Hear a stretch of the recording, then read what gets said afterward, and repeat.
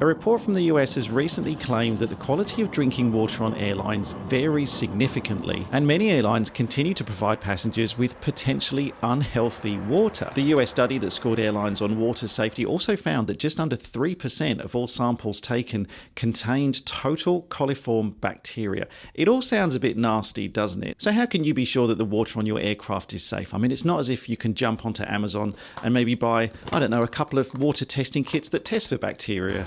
Get them onto an aircraft, maybe say a flight that you've got to Perth this afternoon, and do your own water testing.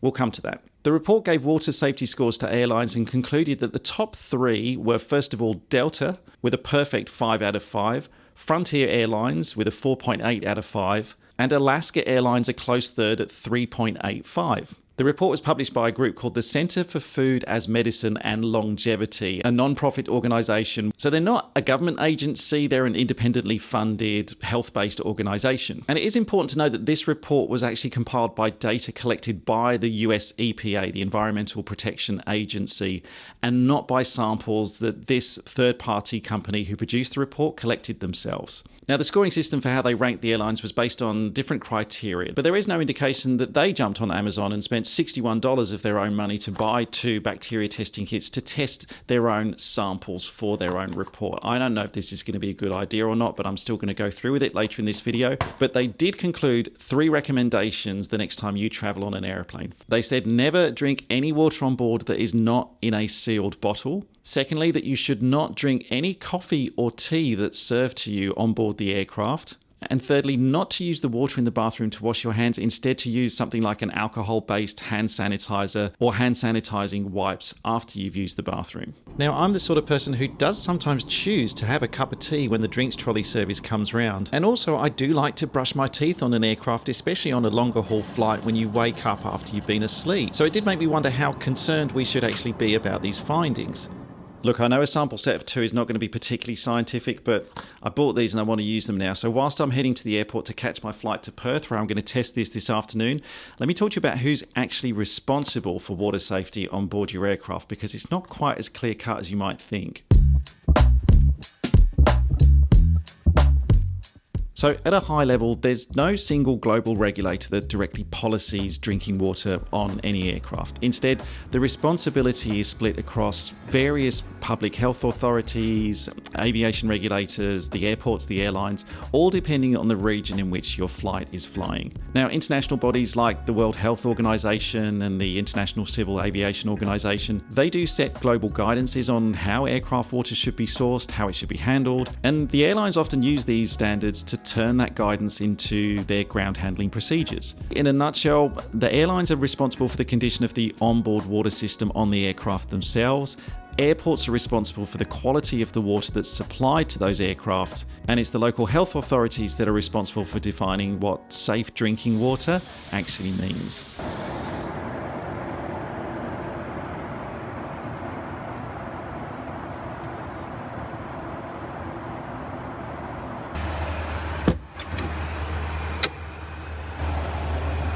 Okay, I'm in the toilet. I'm going to take my sample of water now. I need to fill it up to this point, shake it, and then in about 6 hours we'll get a result, which means that by the time I get to Perth and I'm in the hotel, we should have an indication if there's any total coliform in the water supply on this plane.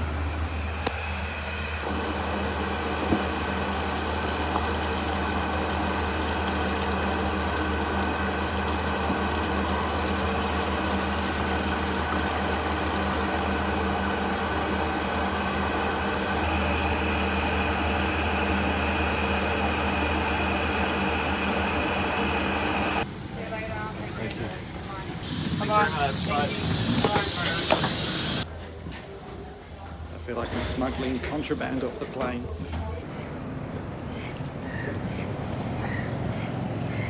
If you're wondering why it's yellow and murky and horrible looking, that's not the colour of the water that came out of the tap on that 737 I was just on.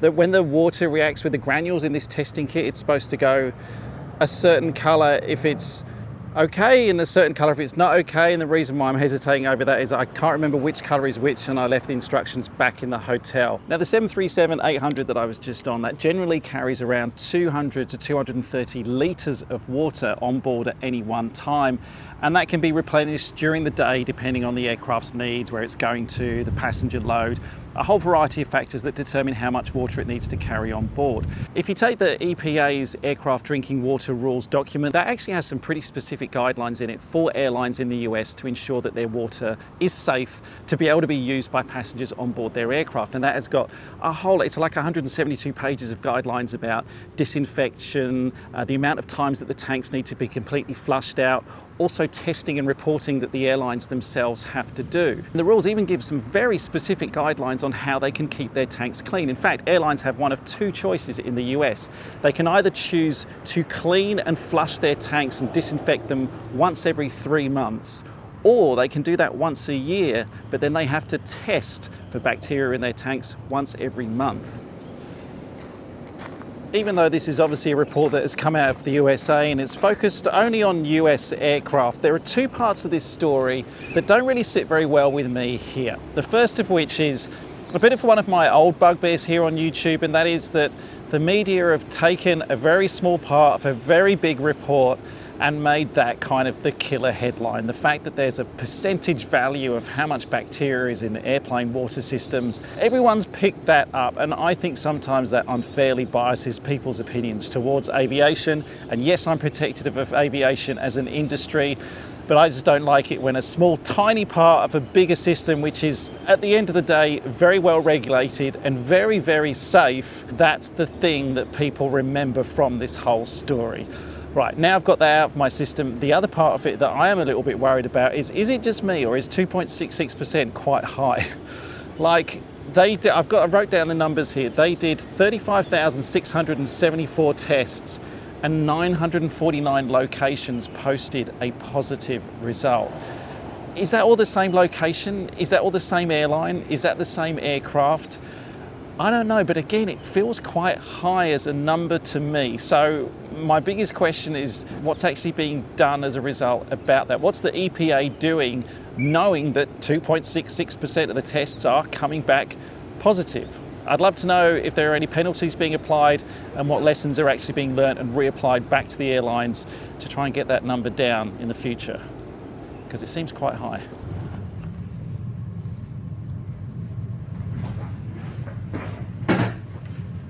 I think I can safely make my conclusion now about the safety and quality of the water on board that 737-800. As you can see here, yellow indicates a total absence of any total coliform bacteria whatsoever. And to be honest, I'm not really surprised about that, because one single test on one aircraft in one location in the world does not represent 100% of reality across the whole of the aviation industry, in the same way that one report that we've seen on the internet, based on a lot more data admittedly, but that still doesn't represent the global aviation industry as a whole. But there are of course some parts of the report that I do agree with. For example, no, you shouldn't drink the water from an aeroplane bathroom in the same way that you shouldn't drink the water from a public bathroom on the ground either. If you do want to have a guaranteed source of water on board an aircraft, then bottled water is probably going to be your best bet. Now that does of course bring on the whole debate about single-use plastics on an aircraft, which I'm not going to have in this video, but that is something that we should consider. But you can of course bring a water bottle, fill it up at the airport and bring that on the plane if you do want a guaranteed source of clean water and you don't want to use a single-use plastic bottle. And then I do recommend having some kind of hand sanitizer on the aircraft as well. By all means, wash your hands in the airplane bathroom, but when you get back to your seat, use antibacterial wipes or a hand sanitizer to make sure that your hands are bacteria-free.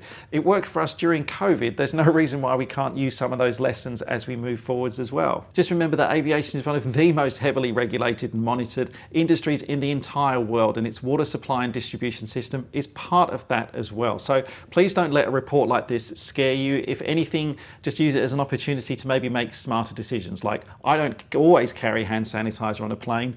I'm going to make sure I always do in the future. And yeah, I could probably cut down on my single-use plastic usage as well. Maybe I can take my own water bottle the next time I go flying. All right, stay hydrated.